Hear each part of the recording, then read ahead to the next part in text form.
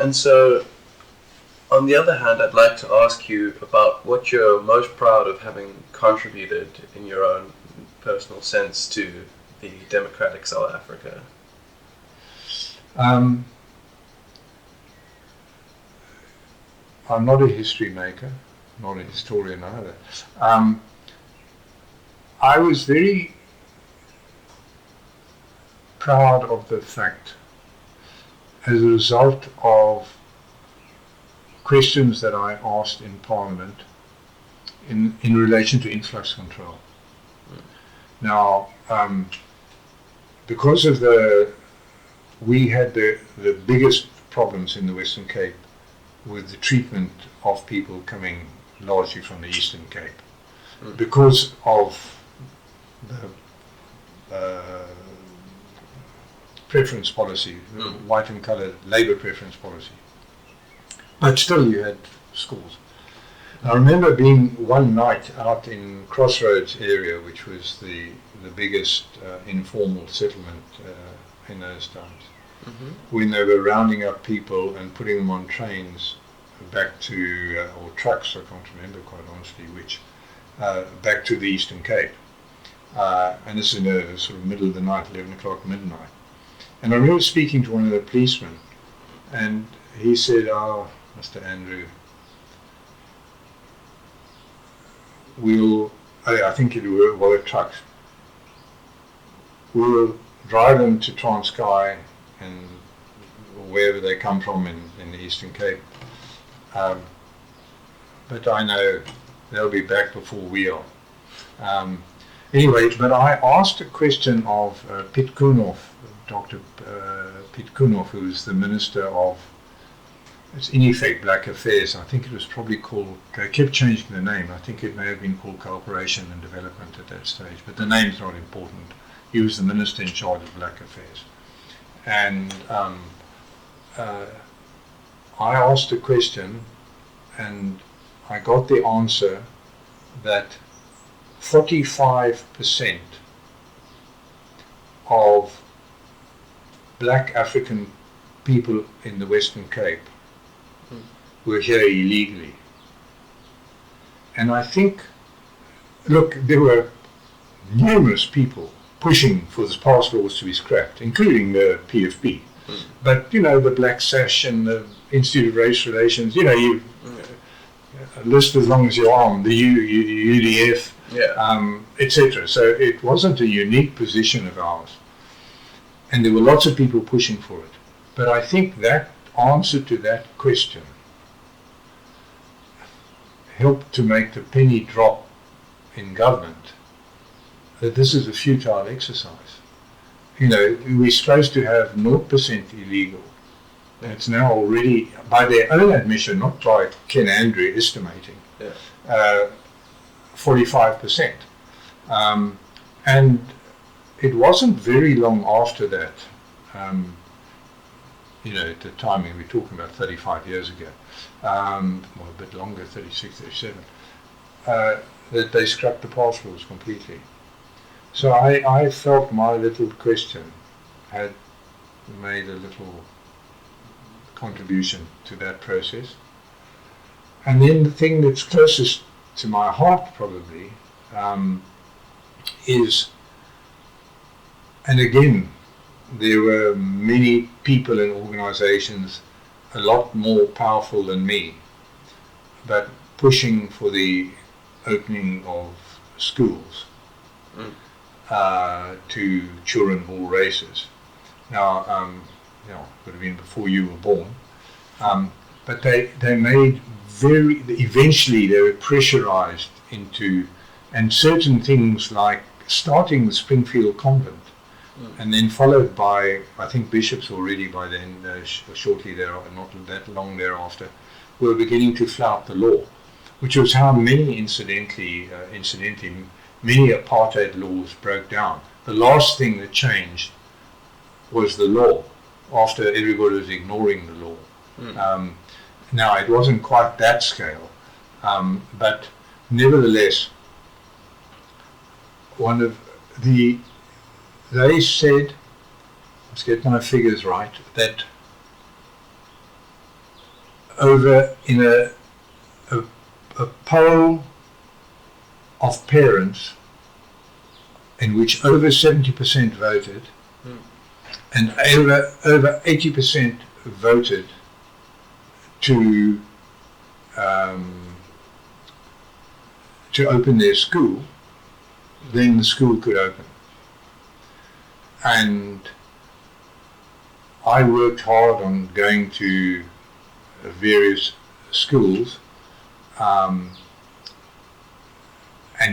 I actually wrote a document because, but I was pushing against an open door, but because I'd been in politics, I felt that I could anticipate some of the parents' fears, because I'd had the same debates about opening swimming pools and, various sorts of things. Anyway, whether I had 0% influence or impact or more, I don't know. But I was actually on a parliamentary trip when the voting was going to be taking place, which was in the October or November of about 1991, thereabouts. And the voting came in. And knowing white prejudice, I couldn't believe it, that they were getting 88% polls with 98% voting in favour. And I was, there was, in relation to that, there was a professor at UWC, a black African man, and his wife was the principal of one of the schools. They lived here in Rondebosch, and they had like 3 children. So that was the family. They lived in Rondebosch, and I actually knew them personally. What I had sup in their home once, and I knew both of them, and more particularly the wife, who's the school principal, because in the 80s, I became the spokesperson, what they now grandly call the shadow minister of black education for the PFP. Anyway, they had a child who had special needs, and there are 3 schools in this part of the world, government-run schools, that create the 3 categories of children with special needs. This is intellectual type needs, not blind or deaf, not those things. And this child fitted squarely into the middle category, for which there was a school in what was Lansdowne Road, Imam Hiran, and they tried to get the child in there. Now the other schools were open already, and they tried to get their child in there. And by this time, of course, we had a tricameral parliament and a whites-only minister,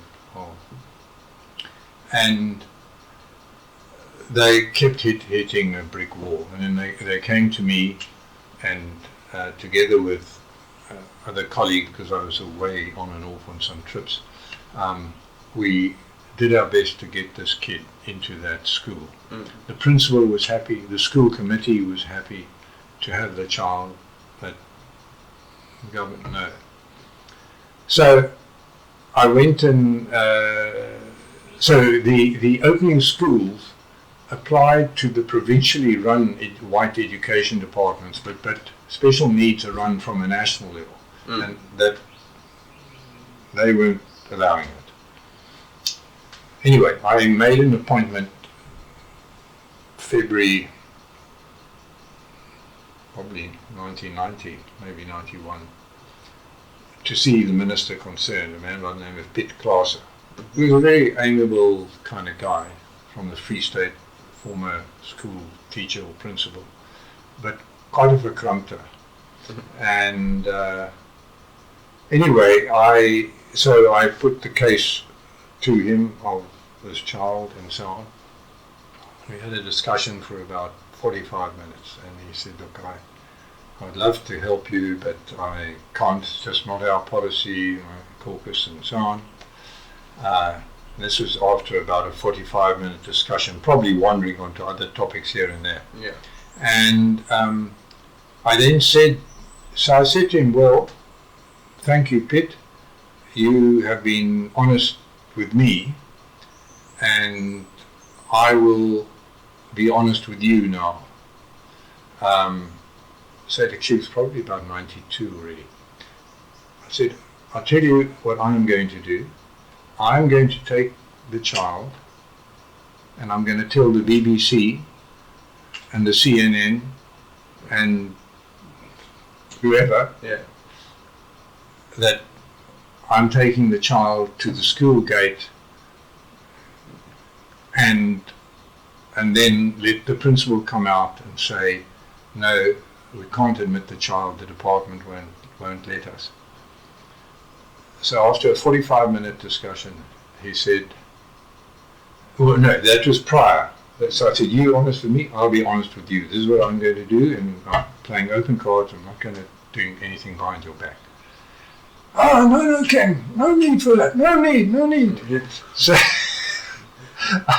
So I said, well, you give me no option. He said, give me a bit of time and I'll sort it out. Mm-hmm. So I said, what do you mean by a bit of time? So this was February, I said. He said, oh, well, give me till the middle of the year. So I said to him, all right, Pete, are you giving me your word that at the start of the third term, which was always in July, at the start of the third term, this child will be admitted to that school? And he said, you have my word.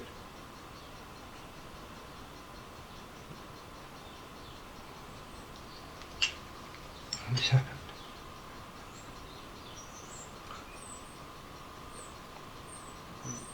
Sorry. Don't worry.